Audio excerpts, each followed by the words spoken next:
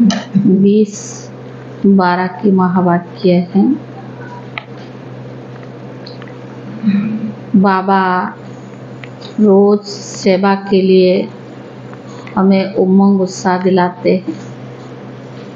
हमें कैसे सेवा करनी चाहिए और सेवा के लिए हमारी संस्कार कैसी होनी चाहिए, हमारा चलन कैसी होनी चाहिए, हमारा व्यवहार कैसी होनी चाहिए। आज बाबा ने कहा सेवा के लिए बहुत रॉयल चलन चाहिए, बहुत मीठा चाहिए। दूसरों को ज्ञान सुनाने के लिए सेवा करनी है और उसे रिफाइन करने के लिए श्रीमत चाहिए। बुद्धि का रिफाइन कब होगी? श्रीमत। बुद्धि से रिफाइन करके श्रीमत के आधार से अपनी रॉयल चलन से अगर सेवा करेंगे तो सेवा में सफलता मिलेगी। तो बाबा ने कहा अपने चलन इतना अच्छा हो, इतनी मीठा हो, जो दूसरे आपके चलन को देख के भी प्रभावित हो जाए। दूसरा बाबा ने कहा कौन सा कर्तव्य बाप का है जो मनुष्य नहीं कर सकते? शांति, पीस स्थापन करना, यानी शांति स्थापन करना एक बाप का ही काम है, कोई मनुष्य नहीं कर सकते हैं। लेकिन शांति का सागर तो परमात्मा है। लेकिन बाबा ने कहा पवित्रता भी जरूर चाहिए, और वो पवित्रता की जो बल है वो कैसे प्राप्त होता है वो बाबा ही हमें समझाते। दुनिया में कोई भी साधु सन्यासी पवित्रता का महत्व तो नहीं बता सकते, लेकिन बाबा संगम युग पर हमें पवित्र बनाकर कैसे दुनिया में शांति स्थापन करते हैं जो कोई भी मनुष्य नहीं कर सकता है। आज की भी मुरली सेवा के लिए ही है। सार है मीठे बच्चे, अपनी रॉयल चलन से सेवा करनी।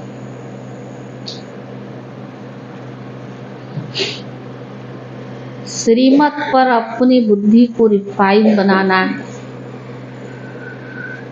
श्रीमत पर अपनी बुद्धि को रिफाइन बनाना है। माताओं का रिगार्ड रखना है। माताओं का रिगार्ड रखना है। प्रश्न है कौन सा कर्तव्य एक बाप का है, किसी मनुष्य का नहीं?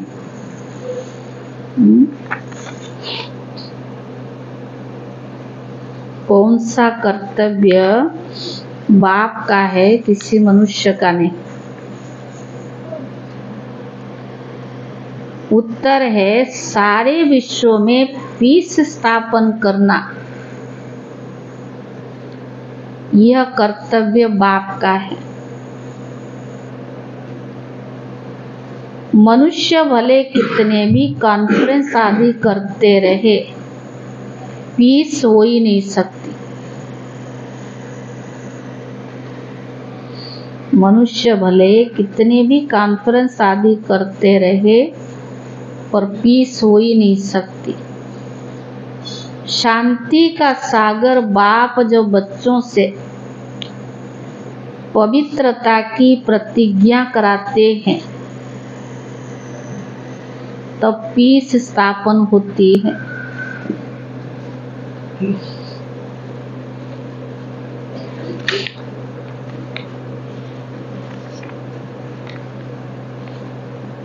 पवित्र दुनिया में ही शांति है।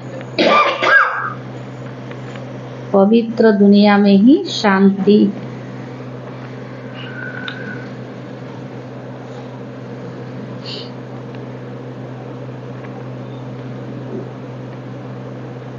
तुम बच्चे ये बात सबको बड़ी युक्ति से और भमके से समझाओ।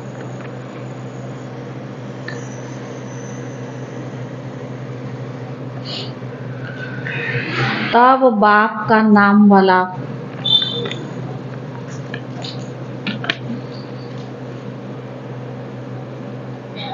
गीत है मैं एक नन्हा सा बच्चा। ओम शांति। यह गीत तो भक्ति मार्ग का गाया हुआ है, क्योंकि एक तरफ भक्ति का प्रभाव है, दूसरी तरफ ज्ञान का प्रभाव है।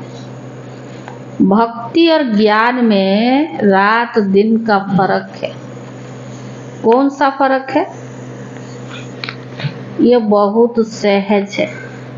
भक्ति है रात और ज्ञान है दिन। भक्ति में है दुख। जब भक्त दुखी होते हैं तो भगवान को पुकारते हैं, फिर भगवान को आना पड़ता है दुखियों का दुख दूर करने। फिर बाप से पूछा जाता है ड्रामा में क्या कोई भूल है? बाप कहते हाँ बड़ी भूल है, जो मुझे तुम भूल जाते हो। तो बाबा ने कहा कौन बुलाता है? माया रावण। बाप बैठ समझाते बच्चे यह खेल बना हुआ है, स्वर्ग और नरक होता है भारत में। भारत में ही कोई मरता है तो कहते वैकुंठवासी हुआ। स्वर्ग और नरक होता ही है भारत में। यह जो जानते हैं, ये जानते नहीं कि स्वर्ग अथवा वैकुंठ कब होता है।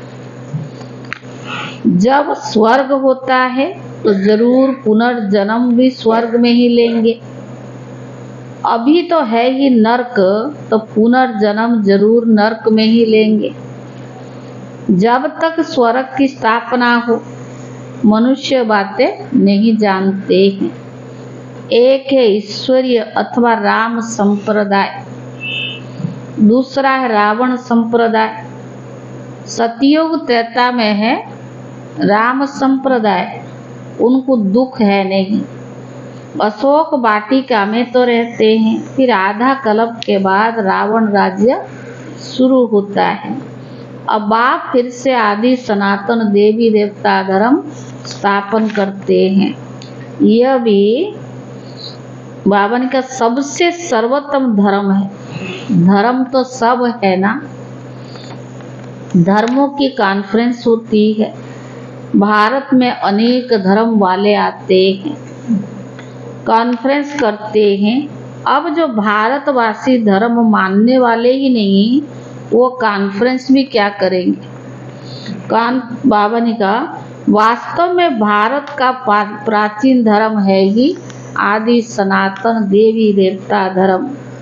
हिंदू धर्म तो कोई है नहीं। सबसे ऊंचते ऊंचा है देवता धर्म। अब कायदा कहता है कि सबसे ऊंचते ऊंचा धर्म वालों को गद्दी पर बिठाना चाहिए। सबसे आगे किसको बिठाएंगे? इस पर भी कभी उन्हों की झगड़ा लगता है। जैसे एक बार कुंभ के मेले में झगड़ा हो गया था।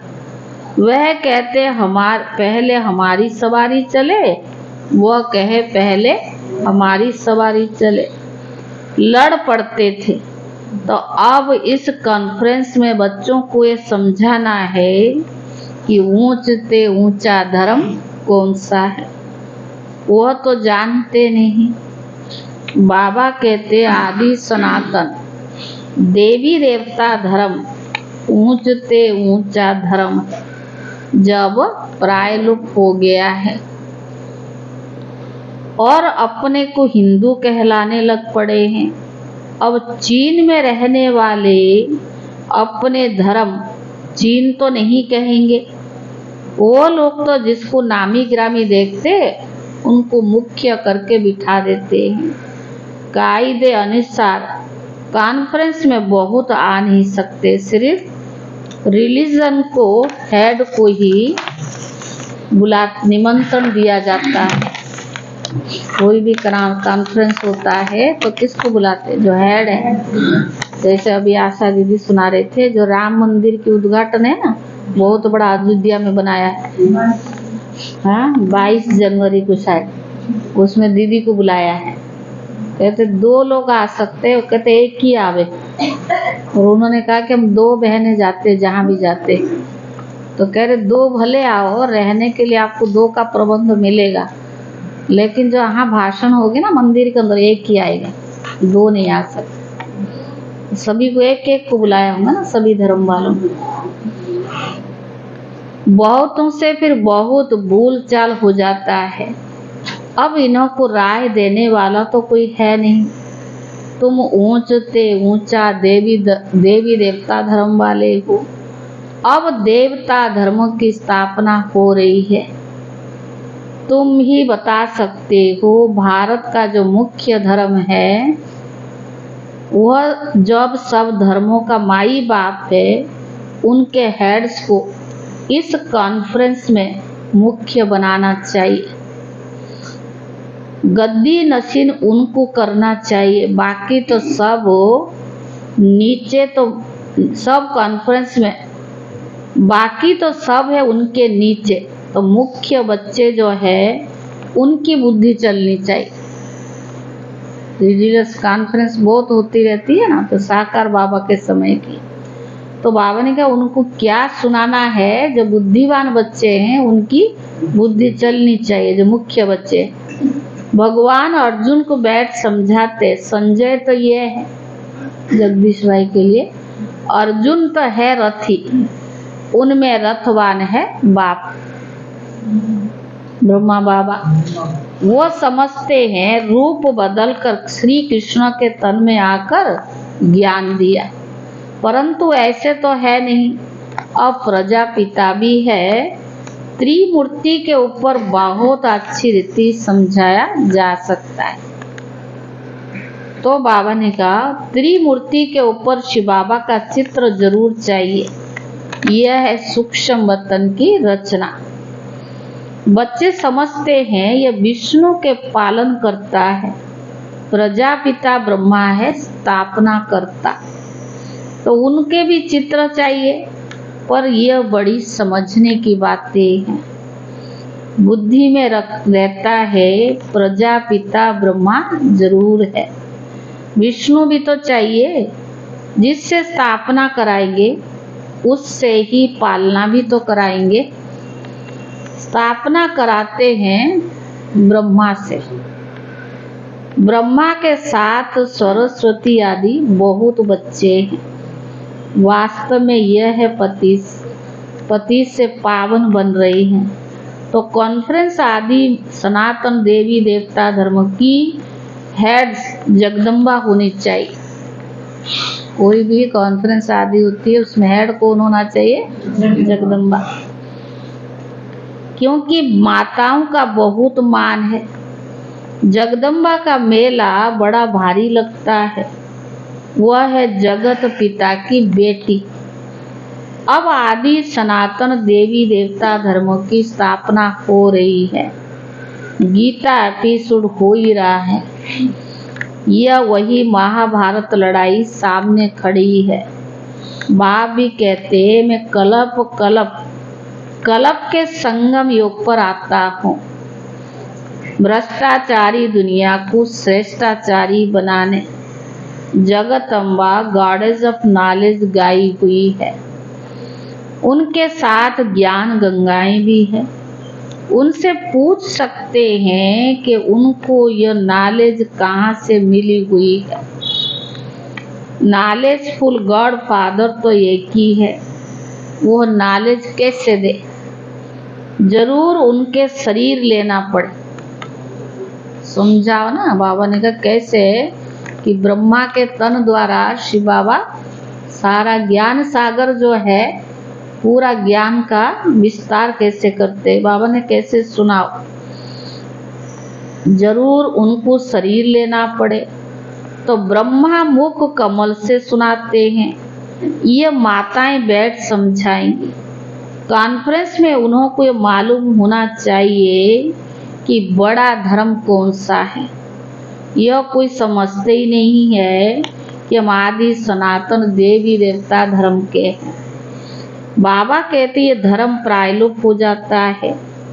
मैं जो देवी देवता धर्म फिर से स्थापन करना पड़े, मैं जो देवी देवता धर्म आकर स्थापन करता हूँ, अभी देवता धर्म है नहीं, बाकी और 3 धर्मों की वृद्धि तो होती जा रही है, तो जरूर देवी देवता धर्म की भी स्थापना करना पड़े, फिर यह सब धर्म रहेंगे ही नहीं।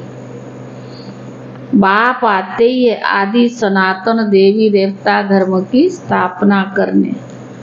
तुम बच्चियां ही बता सकते हो कि पीस कैसे स्थापन हो सकती है। शांति का सागर तो है ही परमात्मा, तो पीस जरूर वही स्थापन करेंगे। ज्ञान का सागर, सुख का सागर भी वही है। गाते भी है, पतित पावन आओ, आ करके भारत को पावन राम राज्य बनाओ।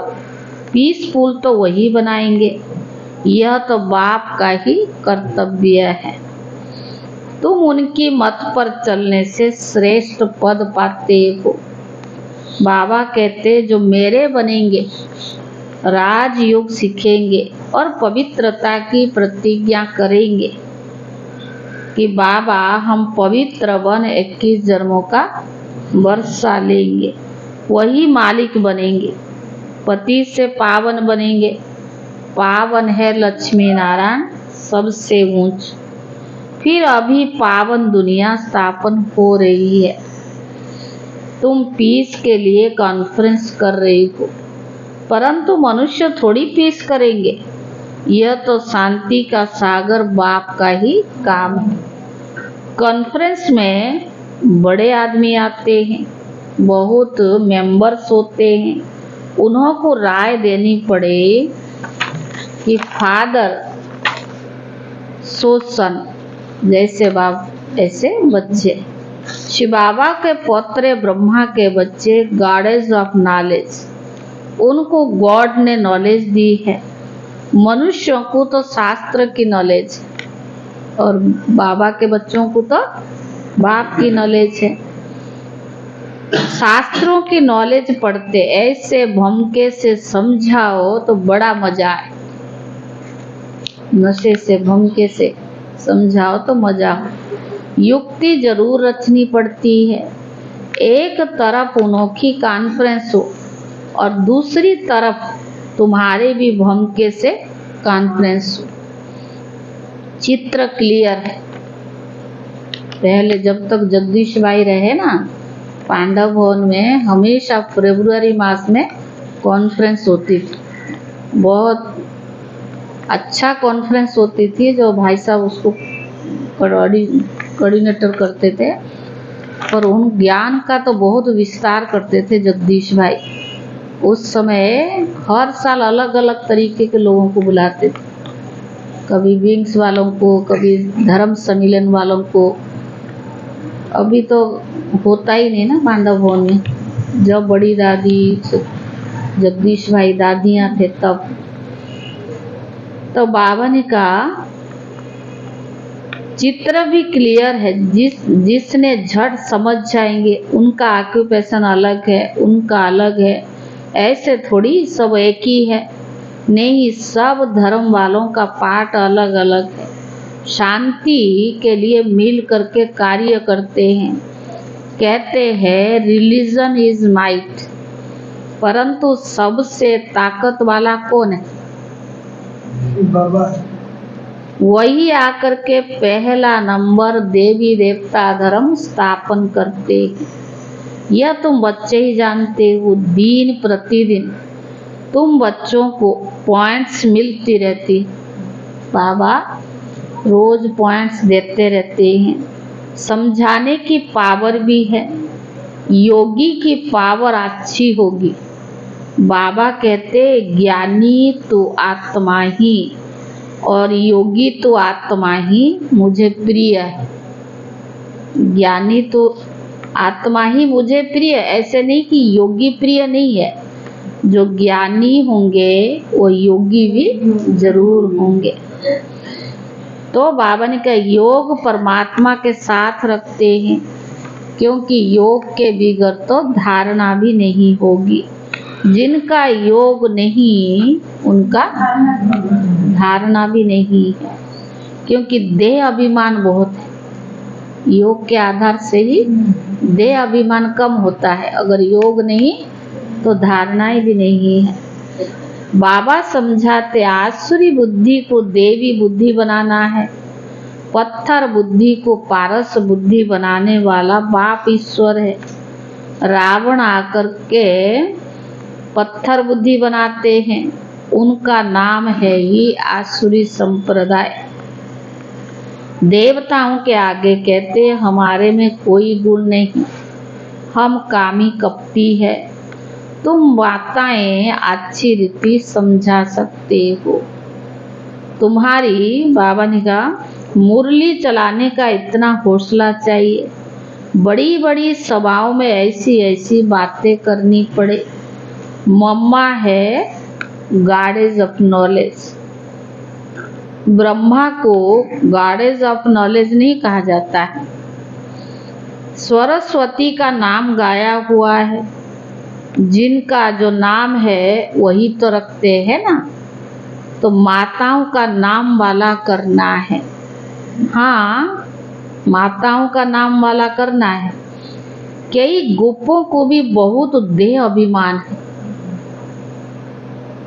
समझते हैं हम Brahma Kumar goddess of knowledge नहीं है क्या।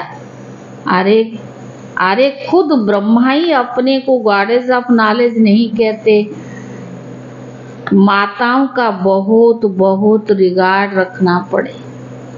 यह माताएं ही जीवन को पलटाने वाली है, मनुष्यों को देवता बनाने वाली है। तो माताएं भी कन्याएं भी है। अधर कुमारी का राज तो कोई समझते नहीं, भले शादी हुई है फिर भी कुमारियां तो है ना। यह बड़ी वंडरफुल बातें। जिन्हों को बाप से वर्षा लेना है वो इन बातों को समझते हैं, बाकी जिनकी तकदीर में नहीं वो क्या समझेंगे। नंबरवार दर्जे जरूर है। वहाँ कोई भी दास दासियां होंगे, वहाँ भी कई दास दासियां होंगे, कई प्रजा होंगे। प्रजा भी तो चाहिए ना, सब थोड़ा राजा रानी बने। दास दासियां भी प्रजा भी सब चाहिए। मनुष्य सृष्टि वृद्धि को पाती रहेगी, प्रजा भी वृद्धि को पाती रहेगी। तो ऐसी ऐसी कॉन्फ्रेंस जो होती है उनके लिए जो अपने मुख्य समझते हैं उनको तैयार करना चाहिए। कोई भी धर्म का कॉन्फ्रेंस होता है तो बड़े हैं जो समझा सकते हैं, बुद्धिमान है, तो उनको ऐसे तैयार करना चाहिए। वो देखने में तो भले बाबा ने कहा जिनमें ज्ञान नहीं है वो छोटे ठहरे, इनकी बुद्धि नहीं है। देखने में तो भले बड़े हैं परंतु इनकी बुद्धि नहीं है, वो छोटे हैं। कोई कोई की बुद्धि बड़ी अच्छी है, सारा मदार बुद्धि पर है। छोटे छोटे भी तीखे चले जाते हैं। कोई की समझाने में बड़ा मिठास होता है, कोई की समझाने में बड़ा मिठास होता है। बातचीत बड़ी रॉयल करते हैं, समझेंगे ये रिफाइन बच्चे हैं। चलन से भी तो शो होता है ना। बच्चों की चलन बहुत बहुत रॉयल होनी चाहिए, कोई अनरॉयल काम नहीं करना चाहिए। नाम बदनाम करने वाले कभी ऊंच पद पा नहीं सकते। शिव बाबा का नाम बदनाम करते हैं तो बाबा का हक है समझाने का। तो ऐसे कर्म करते जिससे बाप का नाम बदनाम होता है तो बाबा का हक है उनको समझाने का। अच्छा मीठे मीठे सिखी ले दे बच्चों प्रति माता पिता बाप दादा का याद प्यार और गुड मॉर्निंग। रूहानी बाप की रूहानी बच्चों को नमस्ते। रूहानी बच्चों की तरफ से रूहानी बाप दादा को याद प्यार और नमस्ते। रात्रि का क्लास। अब तुम बच्चे समझते हो कि हम जीव आत्माएं परमात्मा के सन्मुख बैठे हैं। इसको ही मंगल मिलन कहा जाता है। गाया जाता है ना, मंगलम भगवान विष्णु। अभी मंगल है ना मिलन का, भगवान वर्षा देते हैं विष्णु कुल का, इसीलिए उनको मंगलम भगवानम विष्णु कहा जाता है। जब बाप मिलते हैं तभी जीव आत्माएं से वह मिलन बड़ा सुंदर है। तुम भी समझते हो अभी हम ईश्वर के बच्चे बने हैं। ईश्वर से अपना वर्षा लेने के लिए बच्चे जानते हैं ईश्वर के वर्षे बाद देवी वर्षा मिलता है, अर्थात स्वर्ग में पुनर्जन्म मिलता है। तो तुम बच्चों को खुशी का पारा चढ़ना चाहिए। तुम जैसा खुश नसीब सौभाग्यशाली कोई है नहीं दुनिया में, सिवाय ब्राह्मण कुल के और कोई भी भाग्यशाली हो ही नहीं सकता। विष्णु कुल सेकंड नंबर में हो गया, वह है देवी गोद हो जाता है, अभी ईश्वरीय गोद है। यह ऊंच ठहराना। दिलवाड़ा मंदिर ईश्वरीय गोद का मंदिर है, जैसे अम्बा के भी मंदिर है। वो इतना संगम योग का साक्षात्कार नहीं कराते हैं। ये दिलवाड़ा मंदिर संगम योग का साक्षात्कार कराता है। जो बना हुआ है तो किसका यादगार? संगम योग का। बच्चों को जितनी समझ है उतना और कोई मनुष्य मात्र को समझ न सके। जितना बाबा ने अर्थ सही समझाया है ना, जितना तुम ब्राह्मणों को समझ है उतने देवताओं को भी नहीं है। तो ब्राह्मण जीवन कितना ऊंचा है। तुम संगम योगी ब्राह्मणों को, वह संगम योगी ब्राह्मणों की महिमा करते हैं, कहते ब्राह्मण सो देवता बनते हैं। ऐसे ब्राह्मणों को नमो। ब्राह्मण ही नरक को स्वर्ग बनाने की सर्विस करते हैं। ऐसे ब्राह्मण बच्चों को बाबा नमस्ते करते हैं। अच्छा, गुड नाइट। रात्रि की क्लास है, थोड़ा 8-10 लाइन धारणा के लिए मुख्य साथ। हाँ, इस साल कह रहे ठंड भी कम पड़ेगा, ऐसे सुनने में आया। पहला है बाप का प्रिय बनने के लिए ज्ञानी और योगी बनना है। बाप का प्रिय बनने के लिए ज्ञानी और योगी बनना है। देह अभिमान में नहीं आना है। देह अभिमान में नहीं आना है। दूसरा, मुरली चलाने का हौसला रखना है। अपनी चलन से बाप का शो करना है। अपनी चलन से बाप का शो करना है। बातचीत बड़े मिठास से करनी, जो आया बोल दिया रफ डप, इससे भी विक्रम बहुत बनता है। हम किसको सुख नहीं दे सकते तो दुख तो ना देवे ना। अपनी चलन से बाप का शो करना है। बातचीत बड़े मिठास से करनी। वरदान, कर्म भोग को कर्म योग में परिवर्तन कर सेवा के निमित्त बनने वाले भाग्यवान भव। कर्म भोग को कर्म योग में परिवर्तन कर सेवा के निमित्त बनने वाले भाग्यवान भव। तन का हिसाब किताब कभी प्राप्ति व पुरुषार्थ के मार्ग में विघ्न अनुभव ना हो। तन का हिसाब किताब कभी प्राप्ति व पुरुषार्थ के मार्ग में विघ्न अनुभव ना हो। तन कभी भी सेवा से विचलित होने नहीं दे। तन कभी भी सेवा से विचलित होने नहीं दे। भाग्यवान आत्मा कर्म भोग के समय भी किसी ना किसी प्रकार के सेवा के निमित्त बन जाती। ये तो हमारा कर्म भोग अंत तक आता रहेगा, लेकिन सेवा नहीं छोड़ना है। तो बाबा ने कहा कर्म भोग चाहे भाग्यवान आत्मा कर्म भोग के समय भी किसी ना किसी प्रकार से सेवा के निमित्त बन जाती। आप कहोगे हम बीमार है, सेवा नहीं करें, और फालतू संकल्प चलता है। सेवा में बिजी रहोगे तो व्यर्थ से भी बच जाओगे। कर्म भोग चाहे छोटा हो या बड़ा हो, उसकी कहानी का विस्तार नहीं करो। कोई ना कोई कर्म भोग तो है ना। कर्म भोग चाहे छोटा हो या बड़ा, उसकी कहानी का विस्तार नहीं करो। उससे वर्णन करना माना समय और शक्ति व्यर्थ गमाना। योगी जीवन माना, हम योगी है ना, तो योगी जीवन माना कर्म भोग को कर्म योग में परिवर्तन कर देना। यही है भाग्यवान की निशानी। स्लोगन: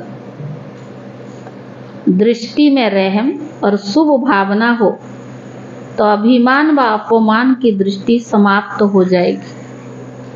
स्लोगन है: दृष्टि में रहम और शुभ भावना हो तो अभिमान व अपमान की दृष्टि समाप्त हो जाएगी।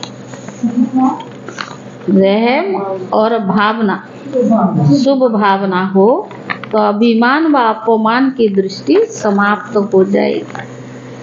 आज 20 दिसंबर है। यही विश्व आपके सेवा का स्थान है, इसीलिए बेहद में रहो, हद में नहीं आओ। जितना बेहद का लक्ष्य रखेंगे तो हद के बंधनों से सहज मुक्त होते जाएंगे। जो अभी संकल्प आता कि समय नहीं मिलता, इच्छा है लेकिन शरीर नहीं चलता, शक्ति नहीं है, बंधन है। कहते इच्छा तो है सेवा करने की, लेकिन शरीर नहीं चलता, ये क्या है? ये बंधन है। जब दृढ़ संकल्प कर लेते कि बेहद के सेवा में आना ही है, लगना ही है, तो ये बंधन सेकंड में समाप्त हो जाते। ये सब आपकी मनोस्थिति पर डिपेंड करता है। आप चाहे तो सब कुछ कर सकते, मन ही नहीं तो फिर बंधन ही नहीं। ओम शांति।